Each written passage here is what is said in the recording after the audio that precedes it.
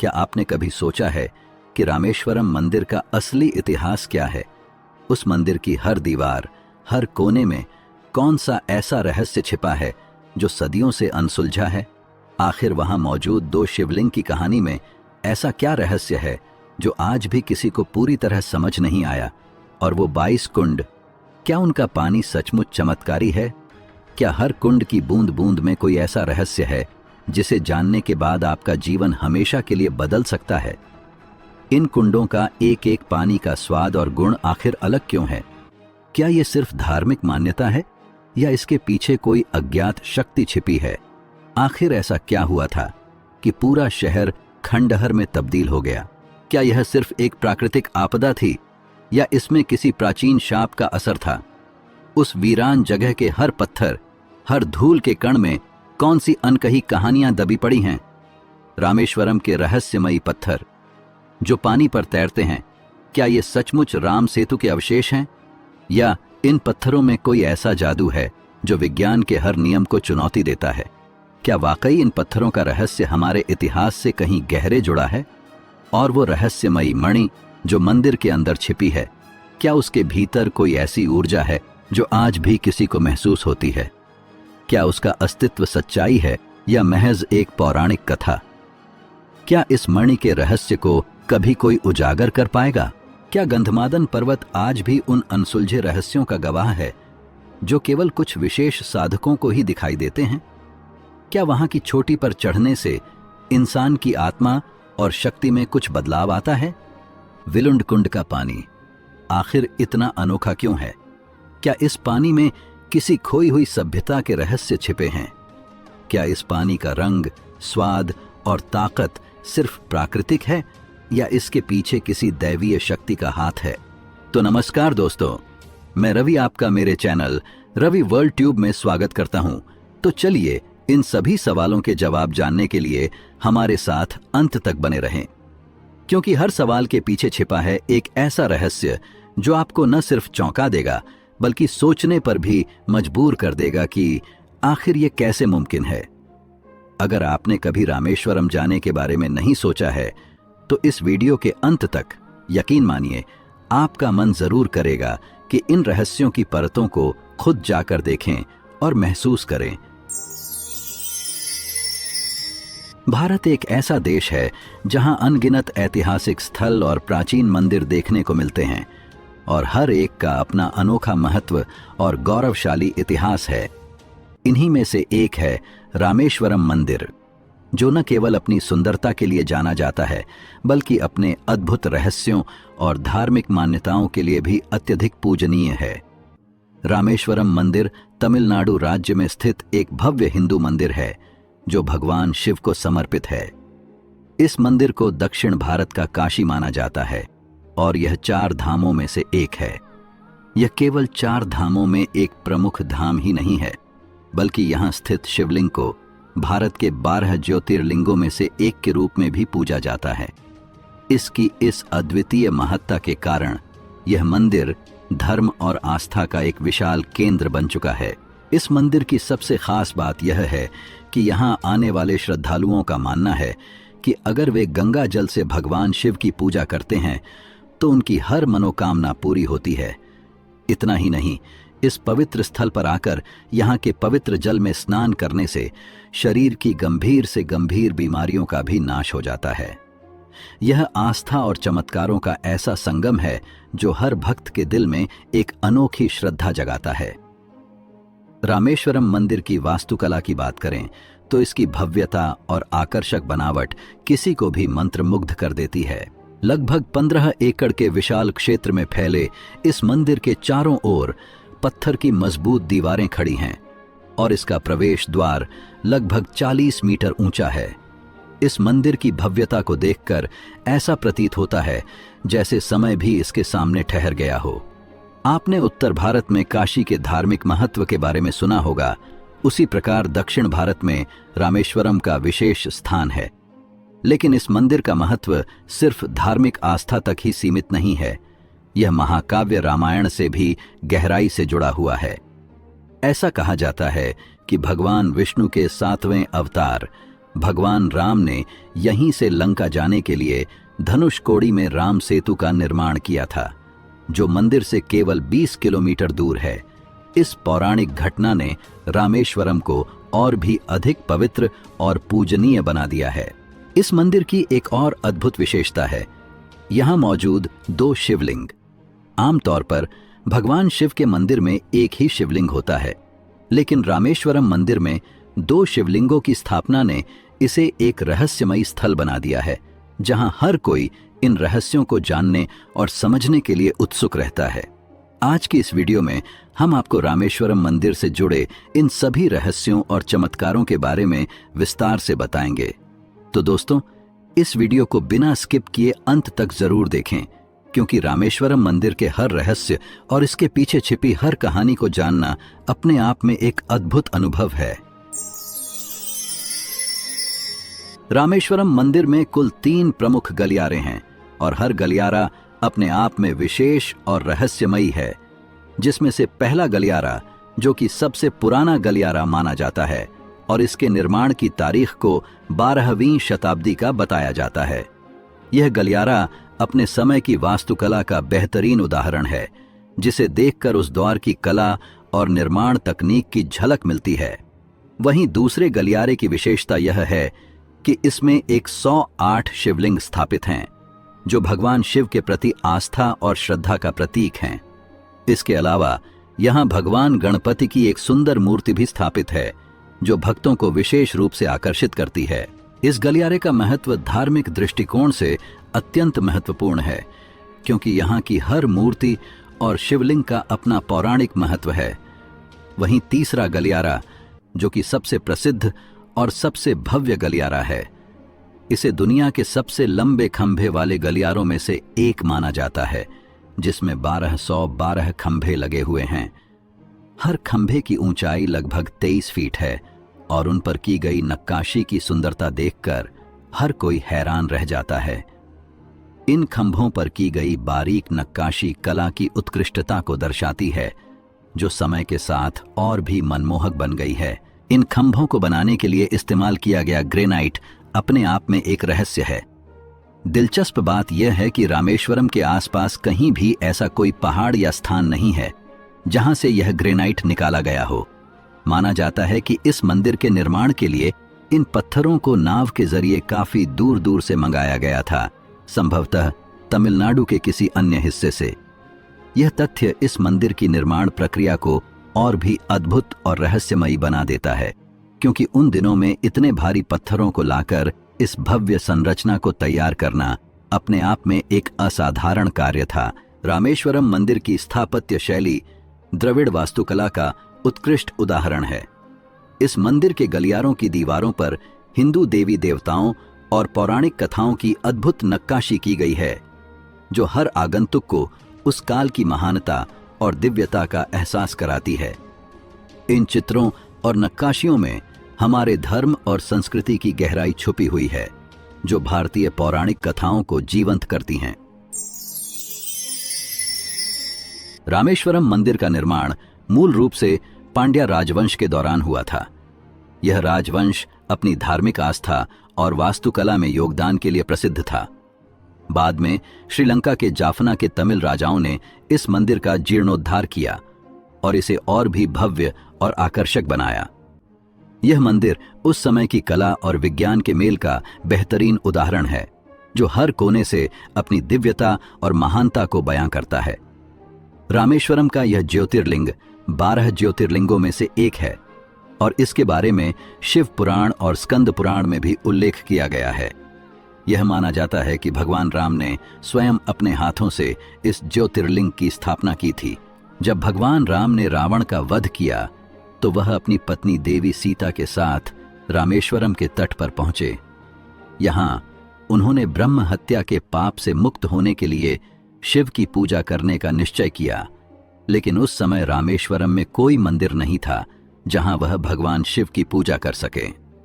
इस समस्या को हल करने के लिए भगवान राम ने हनुमान जी को कैलाश पर्वत पर भगवान शिव की मूर्ति लाने के लिए भेजा। हनुमान जी ने तत्परता से कैलाश पर्वत की ओर प्रस्थान किया, लेकिन जब वह वहां पहुंचे तो भगवान शिव के दर्शन नहीं हुए। ऐसे में हनुमान जी ने तय किया कि यदि वह खाली हाथ लौटेंगे तो उनके प्रभु श्री राम का अपमान होगा। इसलिए उन्होंने वहां तपस्या करने का निर्णय लिया। इसी बीच माता सीता ने समुद्र की रेत को मुट्ठी में बांधकर एक शिवलिंग का निर्माण किया और भगवान राम ने उसी शिवलिंग की पूजा की। यह बहुत ही प्रेरणादायक क्षण था, क्योंकि यहां देवी सीता ने अपने सृजनात्मकता और श्रद्धा से भगवान शिव की मूर्ति बनाई।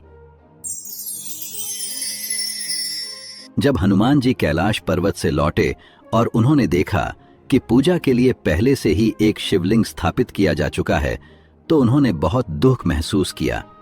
उन्होंने भगवान राम से निवेदन किया कि उन्हें इस स्थिति का समाधान चाहिए। भगवान राम ने हनुमान जी को समझाया कि देवी सीता द्वारा निर्मित शिवलिंग को हटाना संभव नहीं है, क्योंकि यह अविचल है।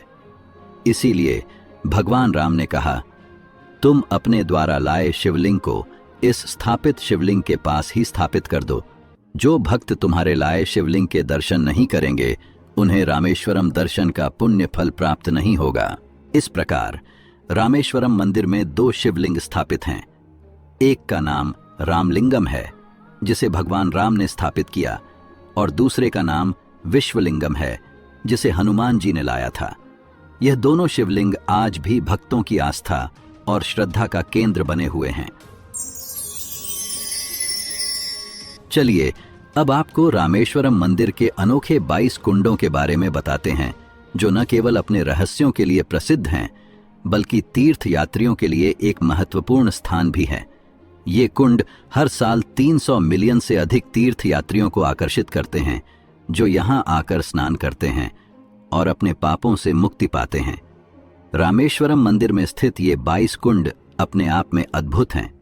मान्यता है कि इन पवित्र कुंडों के जल में स्नान करने से सभी पाप कट जाते हैं। यहाँ के भक्तों के लिए इन कुंडों का जल एक औषधि के समान है। हर सुबह भक्तों को दर्शन कराने से पहले इन कुंडों के जल से स्नान कराया जाता है। स्नान की प्रक्रिया के तहत पहले सभी भक्त अग्निकुंड में स्नान करते हैं और फिर टेम्पल कैंपस में प्रवेश करते हैं। मंदिर में स्नान के लिए 30 रुपए की रसीद काटी जाती है, जिसके बाद भक्त कुंड के अंदर प्रवेश कर सकते हैं। कुंडों के जल को बाल्टी से खींचकर भक्तों पर डाला जाता है, जिससे सभी भक्त इन पवित्र कुंडों का लाभ उठा सके। कहते हैं कि भगवान श्री राम ने अपने बाणों से इन कुंडों का निर्माण किया था। एक अन्य मान्यता के अनुसार भगवान श्री राम ने अपने हाथों से रेत से एक शिवलिंग बनाया था, जिसके दर्शन के लिए भक्त इन कुंडों में स्नान करते हैं। यह स्नान केवल एक धार्मिक क्रिया नहीं है, बल्कि यह भक्तों के लिए एक आंतरिक शुद्धता का साधन भी है। अब आप सोच रहे होंगे कि इन कुंडों में ऐसा खास क्या है, तो आपको जानकर हैरानी होगी कि इन कुंडों में मीठा जल निकलता है, जबकि यह समुद्र के खारे पानी के किनारे पर स्थित है। वैज्ञानिकों के अनुसार इन कुंडों के पानी में स्नान करने से शरीर के कई रोगों से छुटकारा मिलता है। यह एक चमत्कार है जिसे देखकर वैज्ञानिक भी चकित हैं। रामेश्वरम मंदिर में कुल 24 कुंड हैं, लेकिन उनमें से 2 कुंड अब सूख चुके हैं। हालांकि 22 कुंडों का जल भक्तों के लिए हमेशा उपलब्ध रहता है और इन्हें स्नान करने के लिए पवित्र माना जाता है। रामेश्वरम से लगभग 20 किलोमीटर दूर स्थित धनुषकोडी, यह स्थान कभी एक भव्य शहर था और तमिलनाडु का एक प्रमुख व्यापारिक केंद्र माना जाता था। लेकिन 1964 में आए एक भयंकर चक्रवात ने इस शहर को बुरी तरह प्रभावित किया और इसके बाद स्थिति पूरी तरह बदल गई। आज यहां केवल कुछ इमारतों और ढांचे के अवशेष ही बचे हैं। धनुषकोडी अब एक भूतिया शहर बन गया है, जहां कोई भी व्यक्ति नहीं रहता। लेकिन यह स्थान आज पर्यटकों के लिए आकर्षण का केंद्र बन चुका है। रामेश्वरम मंदिर के दर्शन करने आने वाले हर व्यक्ति के लिए धनुषकोडी की यात्रा एक अनिवार्य अनुभव बन गई है। यह जगह भारत की अंतिम सड़क है और यहां से श्रीलंका की दूरी मात्र कुछ किलोमीटर है। धनुषकोडी को लेकर एक प्राचीन कहानी भी है, जो इस स्थान की महत्ता को और बढ़ाती है। कहा जाता है कि जब प्रभु श्री राम ने लंका पर विजय प्राप्त की, तब उन्होंने विभीषण को लंका का राजा बनाया। विभीषण ने भगवान राम से अनुरोध किया कि उन्होंने जो सेतु बनाया है उसे तोड़ दें ताकि कोई भी लंका में आसानी से प्रवेश न कर सके। इसके बाद भगवान राम ने अपने धनुष के एक बाण से उस सेतु को तोड़ दिया। तभी से इस जगह का नाम धनुषकोडी पड़ा। रोचक बात यह है कि नासा ने भी राम सेतु के अवशेषों को स्वीकार किया है। अमेरिका की नासा भी मानती है कि यहां पर पहले श्रीलंका तक पहुंचने के लिए एक पुल, जिसे राम सेतु कहा जाता था, वह अस्तित्व में था। अब हम बात करेंगे रामेश्वरम के तैरते हुए पत्थरों की, जिन्हें सेतुकराई के नाम से जाना जाता है। यह पत्थर हिंदू महाकाव्य रामायण से जुड़े हुए हैं। कहते हैं कि भगवान श्री राम ने रावण तक पहुंचने के लिए इन्हीं पत्थरों का उपयोग कर लंका तक राम सेतु पुल बनाया था। स्थानीय दर्शनों में हनुमान मंदिर में तैरते हुए पत्थरों के दर्शन करना एक अद्भुत अनुभव होता है। ये पत्थर पानी पर तैरना एक लगभग असंभव घटना मानी जाती है, क्योंकि इनका वजन अन्य पत्थरों के समान है, जबकि कुछ लोग इसे ईश्वरीय चमत्कार मानते हैं। वैज्ञानिक आमतौर पर इसे नकारते हैं, लेकिन यह सच है कि आप इन पत्थरों को अपनी आंखों से देख सकते हैं, छू सकते हैं और चाहें तो इन्हें अपने घर भी ले जा सकते हैं। भूविज्ञान के अनुसार पत्थरों का पानी में तैरना कोई चमत्कार या ईश्वरीय शक्ति नहीं है, लेकिन इन पत्थरों से एक पूरे सेतु का निर्माण करना किसी चमत्कार से कम नहीं है। यह तैरते हुए पत्थर वास्तव में प्रकृति के अद्भुत चमत्कारों में से एक हैं। चाहे यह श्री राम के स्पर्श की कृपा पर आधारित हो या नहीं, यह एक ऐसी घटना है जो दर्शकों को हमेशा आकर्षित करती है। रामेश्वरम में स्थित पंचमुखी हनुमान मंदिर। यह मंदिर रामेश्वरम मंदिर से केवल 2 किलोमीटर की दूरी पर स्थित है और अपने अद्भुत इतिहास, धार्मिक महत्व और वास्तुकला के लिए प्रसिद्ध है। यहाँ के दर्शनीय स्थल और धार्मिक मान्यताएं इसे भारत के सबसे महत्वपूर्ण तीर्थ स्थलों में से एक बनाते हैं। इस मंदिर का मुख्य आकर्षण भगवान हनुमान की पंचमुखी प्रतिमा है। मान्यता है कि यहीं पर भगवान हनुमान ने सबसे पहले अपने 5 मुखों के दर्शन कराए थे। पंचमुखी हनुमान जी के इन 5 मुखों का अर्थ है कि वे सभी दिशाओं में अपने भक्तों की रक्षा कर सकते हैं। ये मुख क्रमशः ईशान, दक्षिण, पश्चिम, उत्तर और आदित्य की ओर मुंह करके स्थापित हैं। इसीलिए भक्तों का मानना है कि यहाँ आकर श्रद्धा से की गई पूजा से सभी प्रकार की परेशानियों से मुक्ति मिलती है। रामेश्वरम मंदिर के अंदर एक विशेष चमत्कारी मणि का रहस्य छिपा हुआ है। बहुत से लोगों को इस मणि के बारे में पता नहीं होता है। यह मणि वास्तव में बहुत ही खास है और इसके दर्शन केवल कुछ ही भाग्यशाली भक्तों को होते हैं।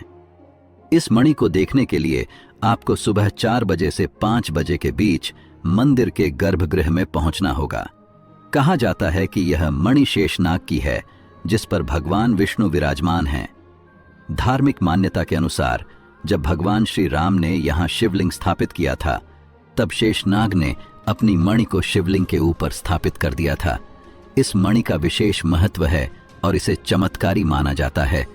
भक्तों का विश्वास है कि इस मणि के दर्शन से उन्हें असीमित शुभ फल प्राप्त होता है।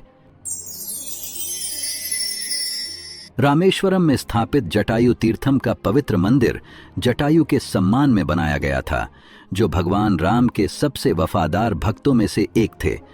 उन्होंने माता सीता को रावण से बचाने के लिए अपने प्राणों की आहुति दी। उनकी कुर्बानी को हमेशा याद किया जाता है और आज भी उन्हें देवता के रूप में पूजा जाता है। जब जटायु की मृत्यु हुई तो भगवान श्री राम और लक्ष्मण ने उन्हें जमीन में दफनाया।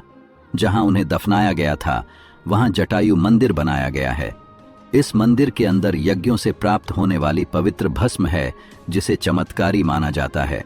जटायु के सम्मान में केरल में भी एक विशाल मूर्ति का निर्माण किया गया है, जो दुनिया की सबसे बड़ी पक्षी की मूर्ति मानी जाती है।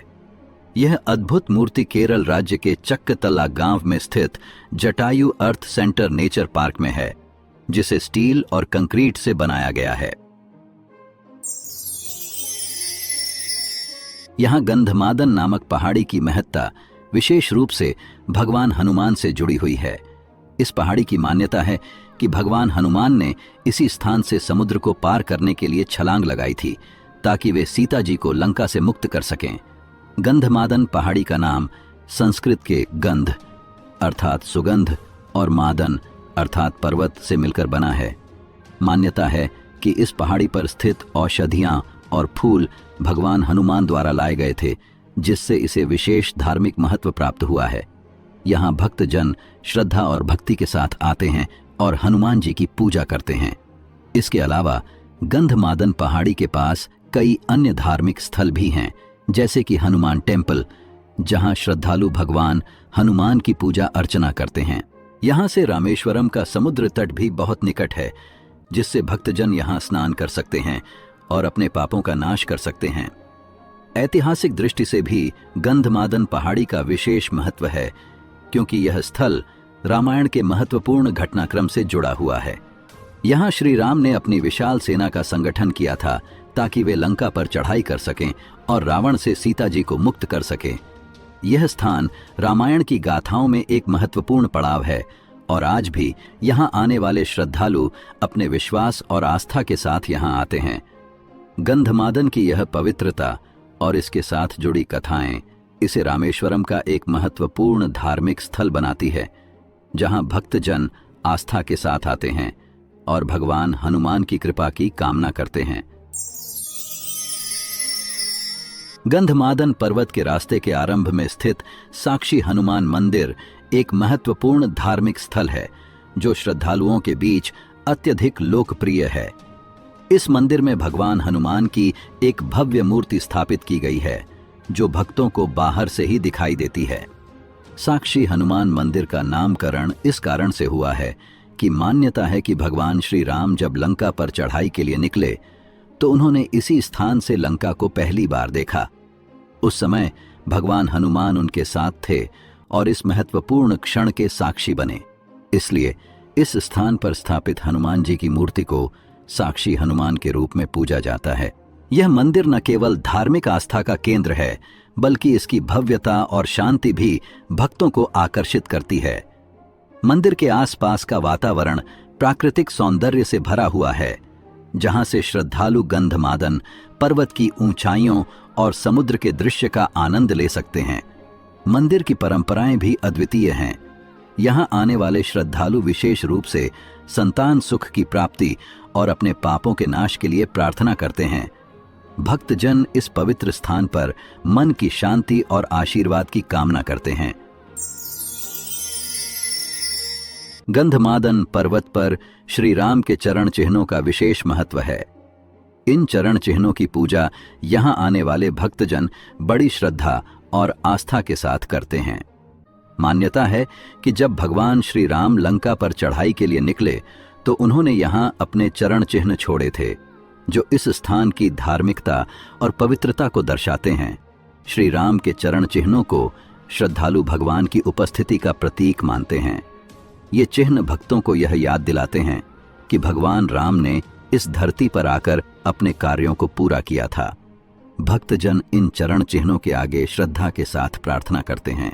यहाँ विशेष अनुष्ठान और पूजा विधियां की जाती है, जिसमें भक्तजन अपने मन की इच्छाओं और समस्याओं के समाधान के लिए प्रार्थना करते हैं। गंधमादन पर्वत और साक्षी हनुमान मंदिर की यात्रा के दौरान श्री राम के चरण चिन्हों की पूजा को एक अनिवार्य हिस्सा माना जाता है। यह श्रद्धालुओं के लिए एक प्रकार की संजीवनी शक्ति का स्रोत है, जिससे उन्हें मानसिक शांति और आशीर्वाद की प्राप्ति होती है। रामेश्वरम के मंदिर के बाहर कई कुंड हैं, जिनमें से विलुंदी कुंड विशेष रूप से प्रसिद्ध है। यह कुंड समुद्र के खारे पानी के बीच में स्थित है, लेकिन इसमें मीठा जल निकलता है, जो इसे एक अद्भुत चमत्कार के रूप में मान्यता प्राप्त कराता है। इस कुंड का पानी मीठा होने के कारण इसे एक अनोखा स्थान माना जाता है। वैज्ञानिक दृष्टिकोण से देखा जाए तो ऐसा संभव नहीं है कि मीठा पानी समुद्र के खारे पानी में प्राकृतिक रूप से उत्पन्न हो, लेकिन इस कुंड का मीठा पानी भक्तों और श्रद्धालुओं के लिए एक दिव्य अनुभव है। स्थानीय मान्यता है कि यह कुंड भगवान श्री राम से जुड़ा हुआ है।